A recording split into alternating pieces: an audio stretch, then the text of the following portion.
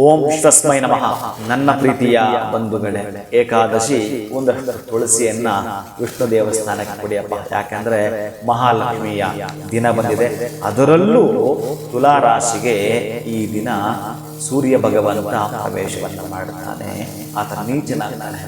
ಕೆಲವರೆಲ್ಲ ಕೆಲಸ ಕಳ್ಕೊಳ್ಳುವ ಸಂಭವ ಇರುತ್ತೆ, ಇನ್ನು ಕೆಲವರಿಗೆ ಆರೋಗ್ಯ ಕೆಡೋ ಸಂಭವ ಇರುತ್ತೆ, ಬಹಳ ದುಃಖ ಪಡುವ ಸಂಭವ ಇರುತ್ತೆ.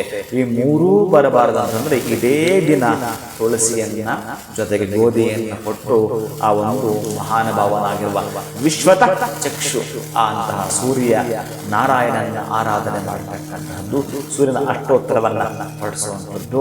ಮಕ್ಕಳಿಗೆ ಏನಾದ್ರೂ ಸರಿನೇ ಈ ಲವಲವಿಕೆಯಿಂದ ಇರ್ತಾರಲ್ಲ, ಅಂತ ಖುಷಿಯಿಂದ ತುಂಬಾ ಆಗ್ತವಪ್ಪ ನಮ್ಮ ಮಕ್ಕಳು ಅಂತಾರಲ್ಲ, ಅಂತ ಮಕ್ಕಳಿಗೆ ಏನಾದ್ರೂ ನೀವು ತಿನಿಸು ತಿಂಡಿಗಳನ್ನ ಕೊಡುವಂಥದ್ದು. ತುಳಸಿಯನ್ನ ನೀವು ಮರೆಯದೆ ಇವತ್ತು ಮಹಾವಿಷ್ಣುವಿನ ದೇವಸ್ಥಾನಕ್ಕೆ ಹೋದ್ರೆ ಆ ಯೂಹ ಲಕ್ಷ್ಮಿ ಕೃಪೆಯನ್ನ ನೀವು ಈ ದಿನ ಪಡೆದುಕೊಳ್ಳುತ್ತೀರಿ. ಪ್ರೀತಿಯ ಬಂಧುಗಳೇ, ನಾನು ಮೊದಲೇ ತಿಳಿಸಿದ್ದೇನೆ, ಅಂತ ಯೂಹ ಲಕ್ಷ್ಮಿ ಮಂತ್ರವನ್ನ ಈ ದಿವಸ ಏನಾದ್ರು 108 ಸಲ ಪಠಿಸ್ತೇನೆ ಅಂತಂದ್ರೆ ಅದ್ಭುತಗಳು ಜರುಗಿರ್ತವೆ. ಪ್ರೀತಿಯ ಬಂಧುಗಳೇ, ಅಂತ ಯೂಹ ಲಕ್ಷ್ಮಿ ಮಂತ್ರವನ್ನ ನಿಮಗೆ ಸ್ಕ್ರೀನ್ ಮೇಲೆ ಕೂಡ ಈ ದಿವಸ ಕೊಡ್ತೇನೆ.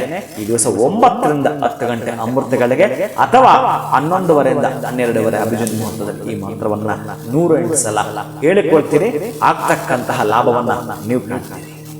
ಓಂ ಶ್ರೀಂ ಓಂ ನಮಃ ಓಂ ಪರಮ ಲಕ್ಷ್ಮೀ ವಿಷ್ಣುವಕ್ಷಸ್ಥಿತಾಯೈ ಆಶ್ರಿತ ತಾರಕಾಯೈ ರಮಾಯೈ ನಮೋ ವನ್ಹಿಜಾಯೈ ನಮೋ ನಮಃ.